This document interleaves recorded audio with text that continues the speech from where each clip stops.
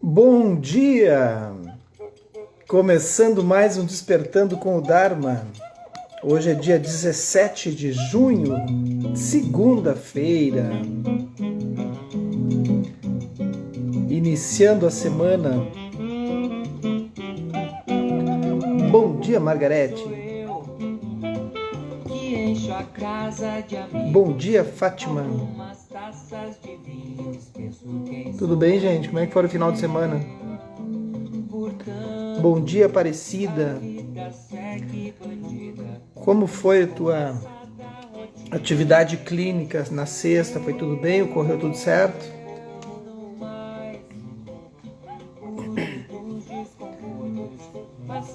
Esse aí que tá cantando é o Gabriel da Rosa, com a música Bandida. Gabriel é um músico querido, amigo da família. Bom dia, Cláudia. Faz muitos anos que eu não vejo ele, acho que faz uns 10 anos que eu não vejo ele. Ele foi morar nos Estados Unidos, vinha aqui em casa muitas vezes, e aí foi embora para os Estados Unidos fazer a vida. Ficou famoso. Nunca mais vi. Bom dia, Neuza, tudo certo?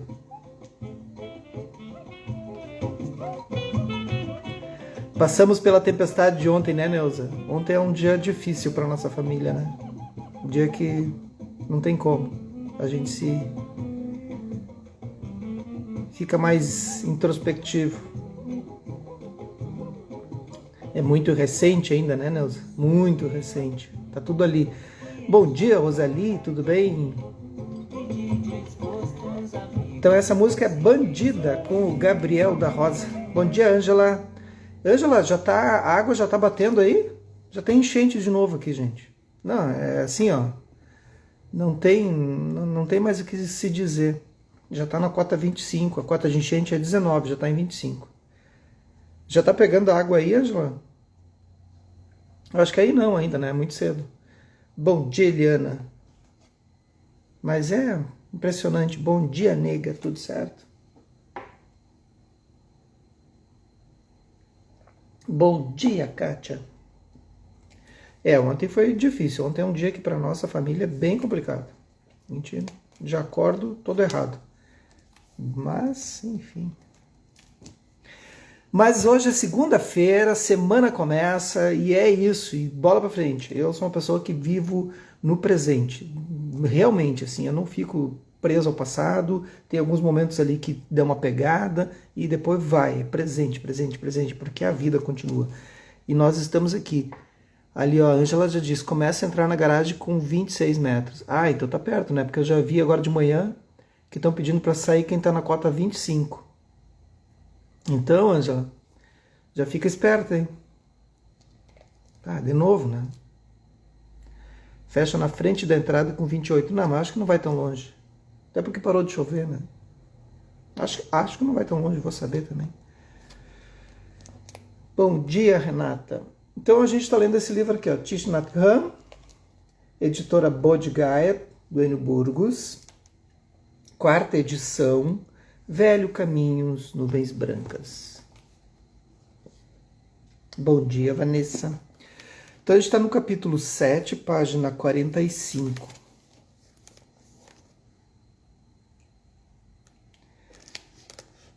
Quando Siddhartha completou 14 anos, a rainha Gotami deu à luz a um filho chamado Nanda. Tá, então a rainha Gotami é a que substituiu a mãe dele, né? É a irmã da mãe dele. Todo o palácio alegrou-se, incluindo Siddhartha, que ficou muito feliz em ter um irmão mais novo. Todos os dias, depois dos seus estudos, ele corria para casa a fim de visitar Nanda. Embora Siddhartha já tivesse idade para estar preocupado com outros interesses, frequentemente levava o pequeno Nanda para passear, acompanhado por Devadatta. Siddhartha tinha 3 outros primos que gostava bastante, chamados Mahanama, Badia e Kimbila. Ele costumava convidá-los para brincar nos jardins floridos, atrás do palácio. A rainha Gotami adorava vê-los, brincando enquanto ficava sentada no banco de madeira ao lado do lago de lótus. Sua assistente estava sempre pronta a atender às suas solicitações, como trazer bebidas e petiscos para as crianças. Então, olha a cena que o Siddhartha vivia, né? Total tranquilidade, né? Ele tinha tudo que a gente podia imaginar, assim. E ele larga tudo, então é impressionante, né? A cada ano, Siddhartha se desenvolvia ainda mais em seus estudos, e Devadatta se via com dificuldades para lidar com sua inveja. Devadatta é o primo dele. É um problema esse primo aí. Mais adiante ele vai causar muitos problemas para o Buda. Siddhartha dominava cada assunto com facilidade, incluindo as artes marciais. Embora Devadatta fosse mais forte, Siddhartha era mais hábil e atento. Em matemática, os outros meninos rendiam-se ao brilhantismo de Siddhartha. Arjuna, seu professor de matemática, gastava horas respondendo às questões avançadas do rapazinho.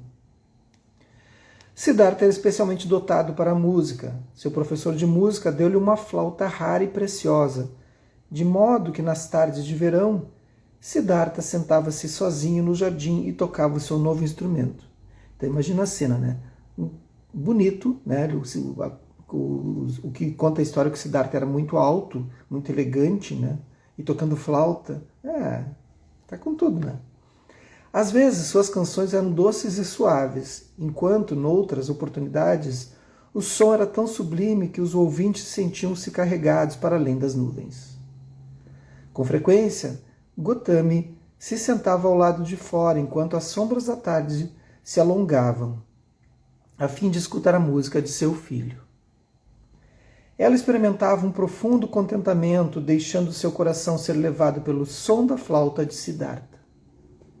De acordo com sua idade, Siddhartha concentrou-se mais intensamente em seus estudos religiosos e filosóficos. Ele foi apresentado aos Vedas, lembra que eu falei, né, que ele estudou muito, e ponderou acerca do significado dos ensinamentos e crenças por ele expostos. Devotou estudo especial às escrituras do Rig Veda e do Atharveda. Desde muito pequeno, Siddhartha acompanhou Brahmanes, recitando as escrituras e realizando rituais. Então ele estuda o sistema filosófico da época, do lugar onde ele se encontrava. Né? Então ele não era uma pessoa que vai ir contra as estruturas religiosas e filosóficas sem conhecer. Agora ele próprio iniciou a penetrar o âmago dos tópicos contidos nesses ensinamentos sagrados. Grande importância foi dada aos textos sagrados do brahmanismo. As palavras e sons em si mesmos pareciam carregar grande poder, capaz de influenciar e mesmo alterar os envolvimentos das pessoas e do mundo natural. As posições das estrelas e o desenrolar das estações estavam intimamente conectados.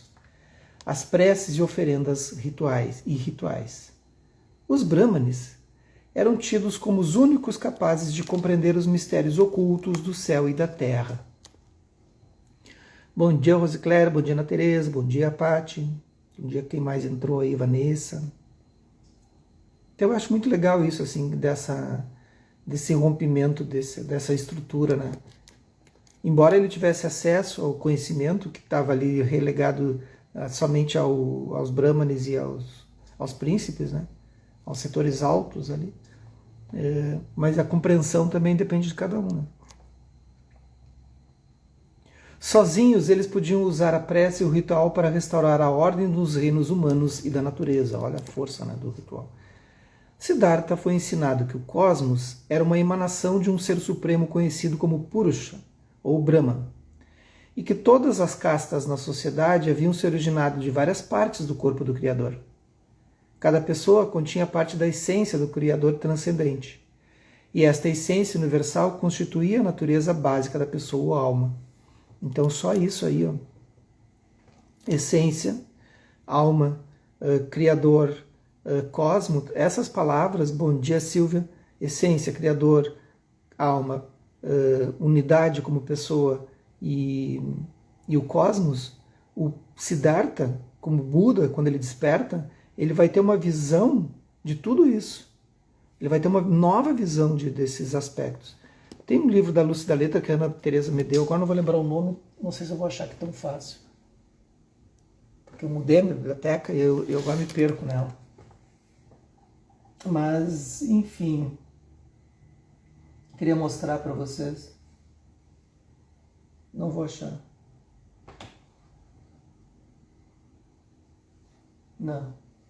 Não sei. Antes eu tinha mais à mão as coisas.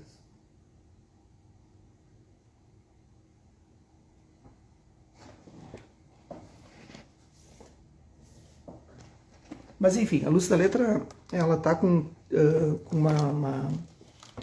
São 3 volumes que serão publicados, já foi publicado um, que fala mais sobre essa parte metafísica do budismo, que é bem complexo de entender, é muito complexo de entender, mas é a visão do Buda assim, sobre esses aspectos, né? E só essa passagem aqui já dá uma referência do que ele vai lutar. Ele vai trazer novos conceitos sobre a alma, sobre a individualidade que é a pessoa, sobre o Criador, sobre o cosmos. Ali ele já começa a ficar ligado que alguma coisa tem que ele poderia trazer de novo. Siddhartha devotou-se seriamente aos estudos, assim como também a todos os demais textos brahmanes, incluindo os Brahmanas, os Upanishads. Seus professores queriam apenas instruir seus alunos a respeito das crenças tradicionais. Ou seja, os professores brahmanes queriam só dizer, não, isso é assim, tem um Criador, tem isso, é assim que funciona, tem uma alma que segue permanente e é pronto, vocês têm que só aceitar, só aceita que está tudo certo. E ele, não acho que não vou aceitar isso.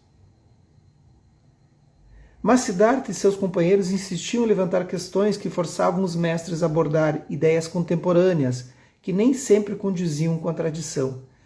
Então essa ideia do contemporâneo, né? O contemporâneo, gente, que é muito errado a forma que as pessoas usam, né? Achando que o contemporâneo é algo que é muito moderno, né? O contemporâneo é contemporâneo da época que se está, né?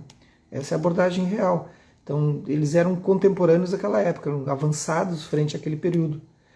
Nos dias de folga, Siddhartha persuadia os amigos para irem com ele visitar e discutir tais assuntos, com sacerdotes renomados e brahmanes na capital. Ele tinha 14 anos, pensa.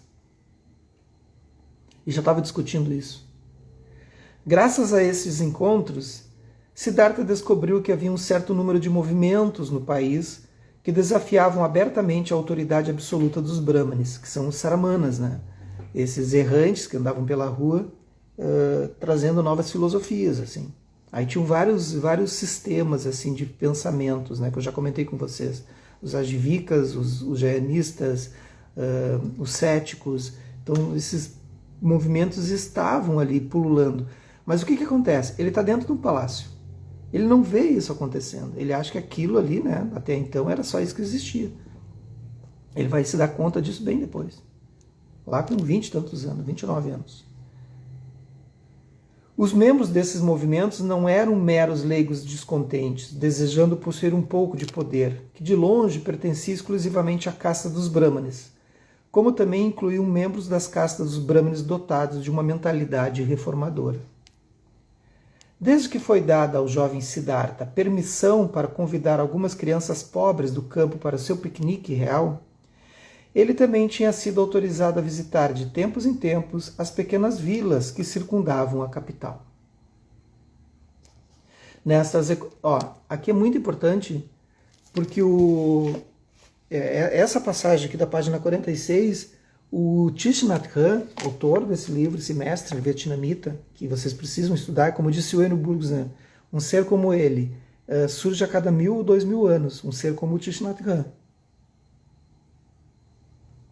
que deixou um legado insano, assim, insano para a humanidade, que talvez a gente vai se dar conta assim ao longo dos próximos 100 anos só.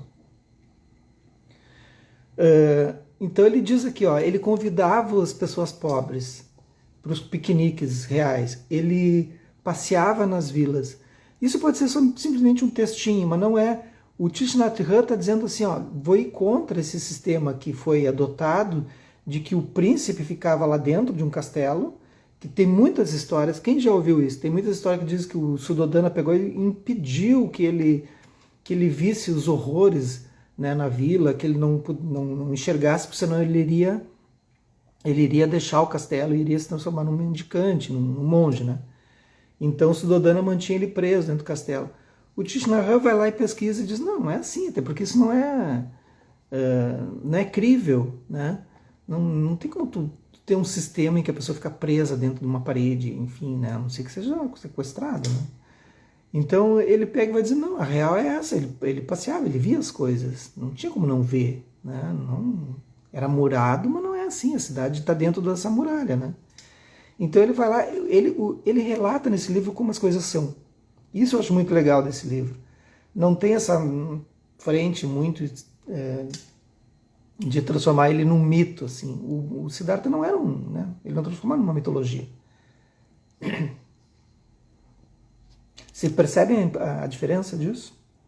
Nessas ocasiões, sempre tomava o cuidado de se vestir apenas com roupas simples. Por falar diretamente com o povo, Siddhartha aprendeu muitas coisas que jamais tinham sido mostradas a ele no palácio. Estava ciente, é claro, de que o povo servia e adorava as 3 deidades do brahmanismo, né? O Brahma, o Vishnu e Shiva. Então, o sistema brahmânico, né, assim como o sistema católico, é formado por uma tríade, né? Então, Brahma, Vishnu e Shiva, assim como o católico, né? Pai, Filho e Espírito Santo, né? Também aprendeu, porém, que o povo era manipulado e oprimido pelos sacerdotes brahmanes. Como toda a religião, né? Toda, sem nenhuma diferença. Em função de fazer os rituais apropriados para nascimentos, casamentos e funerais, os pobres eram forçados a pagar os brahmanes com comida, dinheiro e trabalho braçal, de tão desprovidos de recursos que eram. Um dia, então ele agora preparou o cenário. Ele preparou o cenário, né, para contar o que vai acontecer.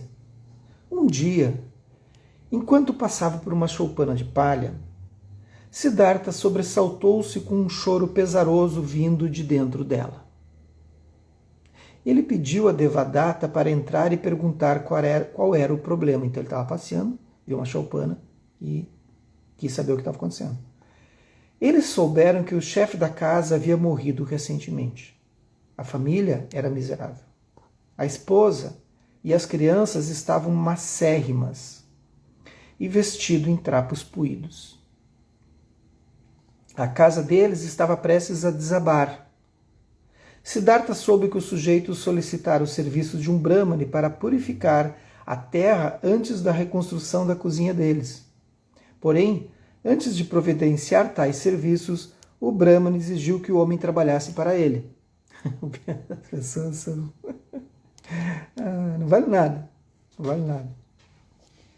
Por vários dias, o brahmane ordenou-lhe que arrastasse pedras enormes e cortasse madeira. Durante esse tempo, o homem adoeceu e o brahmane permitiu que retornasse para casa, mas no meio do caminho ele caiu morto na estrada. Como resultado de suas próprias reflexões, Siddhartha começou a questionar alguns dos ensinamentos fundamentais do brahmanismo. Por que os Vedas davam exclusividade às castas dos brahmanes? Por que o Brahma era o supremo regente do universo? E qual era o poder onipotente que as preces e os rituais possuíam? Siddhartha simpatizava com aqueles sacerdotes e brahmanes que ousavam desafiar diretamente esses dogmas. Olha a ruptura que ele está causando. Seu interesse nunca se dissipava, e Siddhartha jamais faltou uma aula ou discussão sobre os Vedas. Ele também realizou estudos de língua e história. Tem uma história do Jesus que vocês conhecem, que todo mundo conhece. Jesus se revoltou somente uma vez. Somente uma vez. Né? Jesus adulto, né? Jesus já prestes a se ferrar na cruz ali. Ele se revolta uma vez, uma única vez ele usa violência. Ele não usa violência contra mulheres ou pessoas pagãs, contra mulheres em atos impróprios da sexualidade naquele período, porque o homem tinha atos sexuais, mas não eram impróprios, só a mulher, né? Claro. Ele não se revolta contra nada, contra nenhuma pessoa. Ele se revolta contra um sistema. Aquela cena em que ele vai lá e chuta o balde, né? na igreja, né? Ele vai lá e diz para as pessoas pegando dinheiro na igreja e ele diz, vocês estão roubando do povo, né? Em benefício próprio. Veja bem, quando eu falo isso, tem que ter esse cuidado, é dentro desse contexto, tá, gente? As igrejas precisam de dinheiro para continuar construindo os seus lugares, assim como os templos, assim como qualquer entidade, né? E que vão beneficiar outras pessoas, trazendo benefício às pessoas, enfim. Estou falando nesse contexto em que ele estava, e que ele viu que era assim, que eles estavam usando somente benefício próprio. Assim como esse Brahmane aqui. É nesse contexto que eu estou falando. Esse Brahmane, ao invés de ir lá, se ele tinha esse poder de purificar as terras, ele fosse lá e purificasse. Não, eu só purifico se tu for remover pedra para mim por tantos dias, até o cara morreu de exaustão. Ficou claro? Não usem minhas palavras depois, o Jefferson. A gente tem que ter cuidado na internet, né? Então foi a única vez que ele se rebela, né? Muito interessante essa passagem dele. Seu interesse nunca se dissipava, e Siddhartha jamais faltou uma aula ou discussão sobre os Vedas. Ele também realizou estudos de línguas e histórias. Diz que ele falava várias línguas, assim. Siddhartha queria muito encontrar-se e ter conversas com eremitas e monges, mas seu pai desaprovava. E ele teve de achar desculpas para ir a outras excursões na esperança de encontrar-se com aqueles sábios. Tais monges não ligavam para posses materiais ou status social, diferente dos brahmanes que amplamente visavam ao poder. Então é nesse contexto que eu estou falando, que eu contei aquela história anterior, tá? Só aqueles que visam o poder. Ao invés disso, os monges abandonavam tudo a fim de buscar a liberação e cortar as amarras que os ligassem aos lamentos e preocupações do mundo.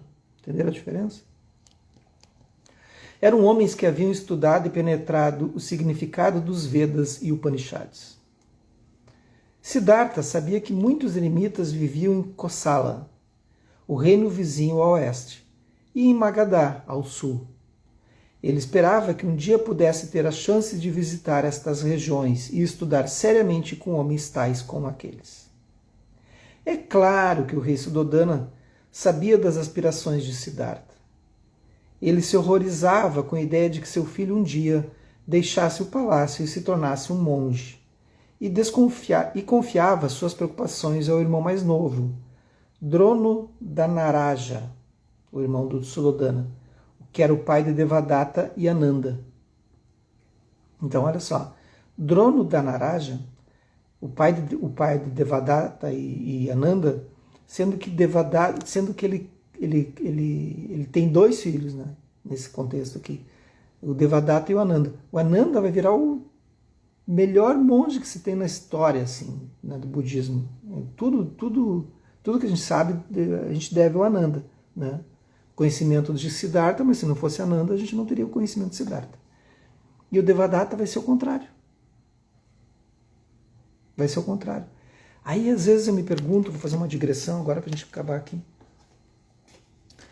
Aí, às vezes, eu me pergunto, né, quando eu comecei a estudar, eu ficava imaginando que Devadatta e Ananda não eram reais. Eles eram criações do budismo, assim, para ter essa relação de céu e inferno, certo e errado, sabe, essas oposições, assim, esses polos opostos, assim.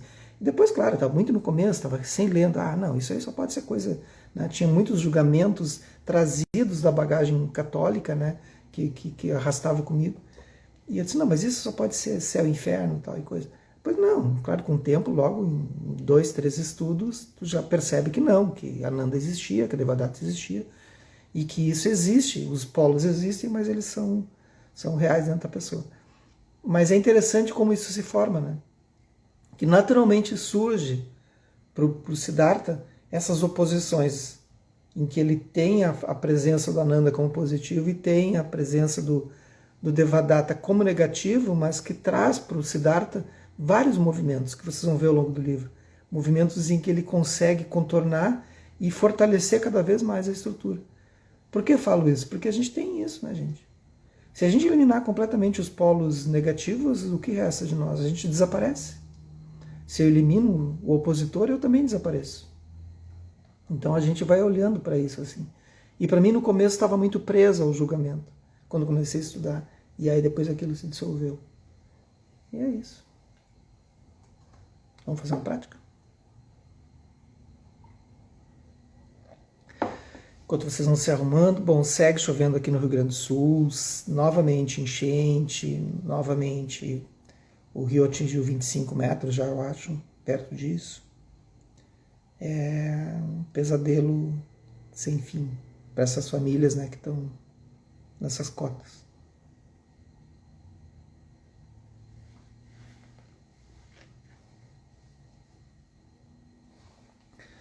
Vão deixando o corpo se acostumar a essa postura.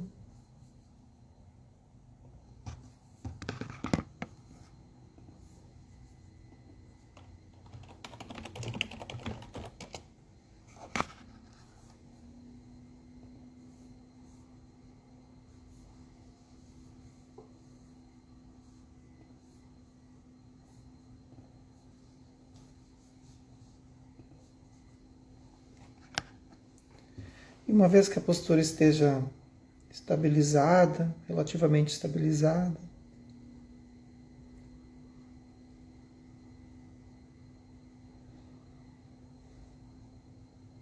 o convite é que, se for confortável, você faça uma inspiração profunda pelas narinas, soltando pela boca.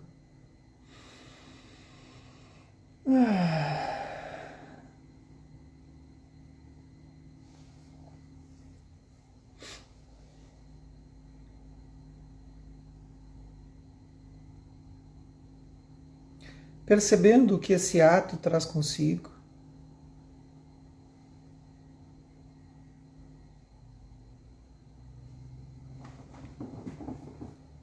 Percebendo se há alguma mudança, tanto física quanto emocional, sutil.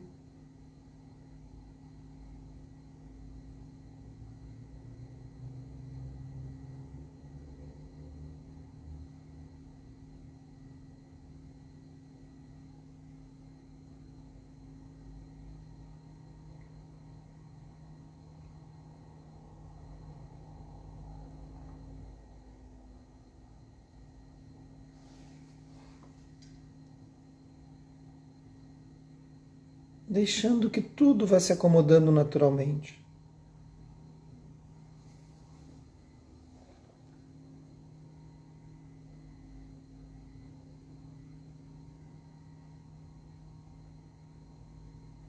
Se for possível agora, leve atenção à região que mais lhe chama a atenção nesse momento, a região do corpo.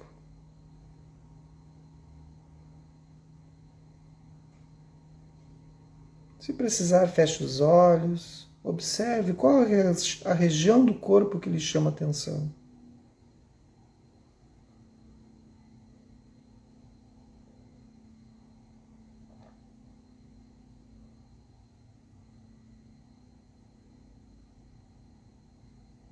E veja se, somente com o fato de observar, ela se altera.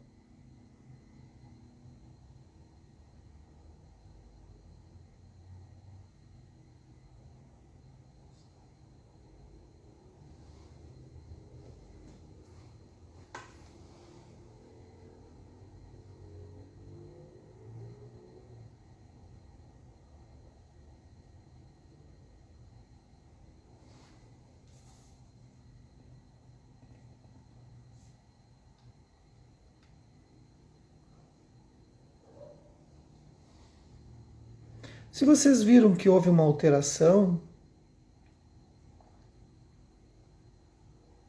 imagine o que vocês podem fazer quando tiverem consciência de tudo que está acontecendo no momento presente.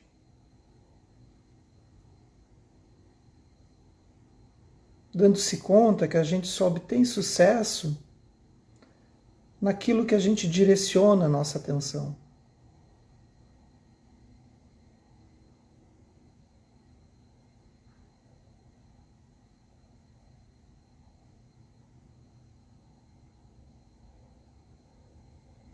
Pensem sobre isso hoje ao longo do dia. Só obtemos sucesso naquilo que a gente direciona a nossa atenção.